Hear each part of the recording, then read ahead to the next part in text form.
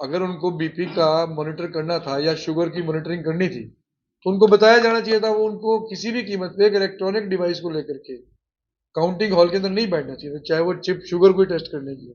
इन लोगों को कांग्रेस पार्टी में रहने नहीं दिया जाएगा किसी भी कीमत पे। जो ये प्रॉब्लम्स आ रही थी 99% मशीनों वाली, उनके ऊपर वो हमारे ऑब्जेक्शंस को ओवररूल करते थे लगातार ये पहले ही आ गया था गिनती से। हाँ, जो मुझे बताया गया है गिनती 2 महीने पहले आ गया, दो घंटे पहले आ गया था। बट मैं इस मैसेज की ऑथेंटिसिटी के ऊपर मैं नहीं कह रहा हूँ कि भी कितना ऑथेंटिक है, पर, पर ये चीजें कपल्ड विद काउंटिंग का जो तरीका है और हमारी एप्लीकेशंस के ऊपर कोई गौर ना होना, ये शो करता है कि। हाँ, दूसरा मैं आपको बताना भूल गया कि जो ऑब्जर्वर थे इलेक्शन के अंदर वो अलवर से आए हुए थे। थोड़ी देर के बाद, हर राउंड के बाद, वो जो अपने फोन को ऑन करते थे, जैसे बीपी का मॉनिटर होता है, फ्रीक्वेंसी का वो जो होता है वो डिस्प्ले करता था। मैंने उनसे पूछा कि ये क्या है, कि आप हर राउंड के बाद जो ये मोबाइल को खोल रहे हैं और इसके ऊपर ये बीपी की मशीन की तरह जैसे मॉनिटर मॉनिटर करता है, फ्रीक्वेंसी आती है, ये क्यों आप ये कर रहे हैं? तो उन्होंने मुझे बताया कि मैं इससे अपना शुगर लेवल चेक कर रहा हूँ। मैं कहा वो कैसे कर रहे हैं? बोला मेरे यहाँ पे चिप लगी है और उससे मेरे मोबाइल के अंदर शुगर लेवल मैं रेगुलर चेक कर रहा हूँ। तो जब कोई इलेक्ट्रॉनिक डिवाइस कोई अंदर ले जा ही नहीं सकता, मैं ये कहता हूँ कि भी हो सकता है वो शुगर लेवल की चिप हो, बट चिप लगा करके ऑब्जर्वर अगर रूम में बैठा है तो वो कैसे बैठ सकता है इलेक्ट्रॉनिक चिप लगा करके? और ये बात उन्होंने मुझे स्वयं बताई है, मैं किसी की सुनी हुई नहीं कह रहा हूँ, मैंने वो पकड़ा है मोबाइल। तो अब ये बड़ा नेचुरल है कि एक चिप लगा हुआ, ऑब्जर्वर के हाथ में चिप लगी है और वो काउंटिंग हॉल के अंदर है। अगर उनको बीपी का मॉनिटर करना था या शुगर की मॉनिटरिंग करनी थी तो उनको बताया जाना चाहिए था। वो उनको किसी भी कीमत पे एक इलेक्ट्रॉनिक डिवाइस को लेकर के काउंटिंग हॉल के अंदर नहीं बैठना चाहिए था, चाहे वो चिप शुगर को टेस्ट करने की। राठौर साहब, आप खुद एक सीनियर एडवोकेट है, सुप्रीम कोर्ट में प्रैक्टिस कर रहे हैं। सुप्रीम कोर्ट में जब ई कोर्ट में तथ्य नहीं रखे जा रहे या जो अब बातें हो रही हैं ये सिर्फ कहने के लिए, असल में ऐसा कुछ नहीं। देखिए, बैलेट क्वेश्चन वो नहीं है, बैलेट से वोटिंग कराने में हर्ज क्या है? अभी भी तो बैलेट से वोट मिली है हमें, जो बैलेट पेपर पे वोट मिली उसमें हम जीते हैं, कांग्रेस जीती है उसमें। काउंटिंग में समय लगेगा लेकिन छेड़छाड़ नहीं हो सकती उससे। तो फ्री अगर एक दिन का समय लगता भी है तो डेमोक्रेसी को स्ट्रेंथन करने के लिए हम एक दिन का समय दे सकते हैं। अभी भी तो 12 घंटे लगते मतलब मशीनरी या मशीनरी से छेड़छाड़ हो हो सकती सकती है। और आप देख सकते हैं जितने बैलेट से वोट आई है उसमें हम जीते। कांग्रेस को जो बैलेट से वोट मिली है अभी भी उसमें हम जीत रहे जो हैं। एग्जिट पोल आए थे, एग्जिट पोल में कांग्रेस आगे थी। इलेक्शन के बाद ये लोग कहेंगे कांग्रेस वाले की नायब सैनी जी ने तो पहले दिन ही कह दिया, 2-3 दिन पहले, कि मैंने सब कुछ सेट कर दिया। क्या सेट कर दिया था उन्होंने बताइए?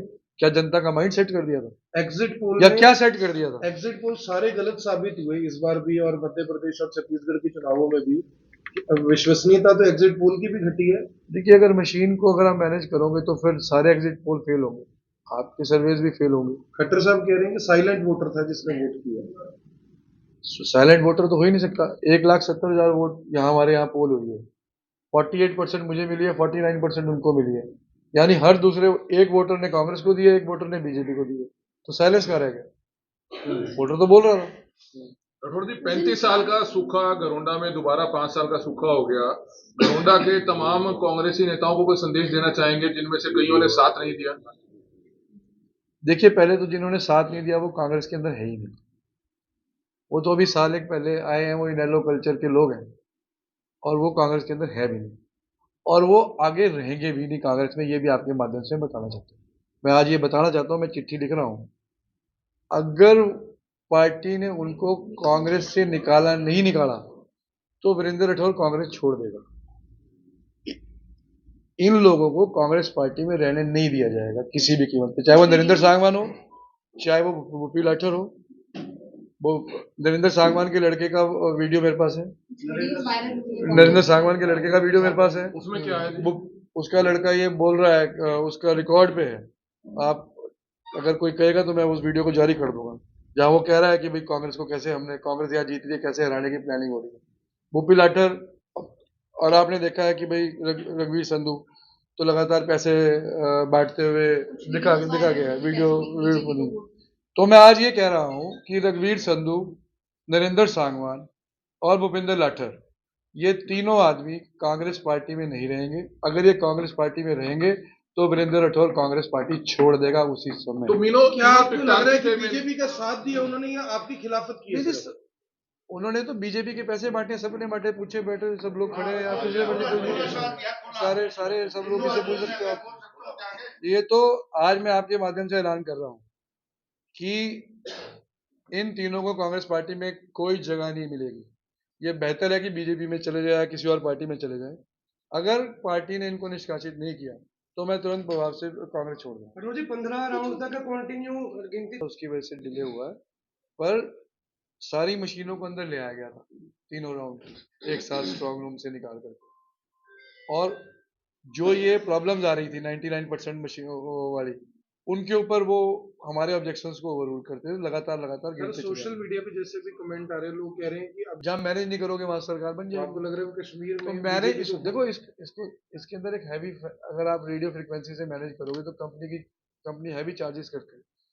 तो इतना ये आपको हर स्टेट के अंदर इतना अमाउंट को पे करना भी हर एक पार्टी के बस की बात नहीं है। अरोड़ साहब आपने लेटर की बात की, लेटर लिखने की वो भी इन लोगों के कहने से लिखा था, आपने साथ दिया था मैंने पूरा साथ दिया था। आपने कवर किया था, यहाँ तो 11,000 लोगों की वर्कर मीटिंग थी, सभी कार्यकर्ता थे। जो लोग वोट कर धन्यवाद करता हूँ, और मुझे पूरी उम्मीद है कि भाई साथी हमारे साथ खड़े रहेंगे और मैं भी उनके साथ खड़ा हूँ। सीनियर नेता हैं कांग्रेस के, 100 वोटों से हारे हैं। कल उन्होंने बयान दिया है कि ये कांग्रेस नहीं हारी, ये हुड्डा कांग्रेस हारी है। जो गाना उन्होंने बजाया गया कि आ रही है हुड्डा सरकार, आ रही है हुड्डा सरकार, उसका जातिगत कहीं ना कहीं वो नुकसान हुआ है, जिसके चलते कांग्रेस हारी है।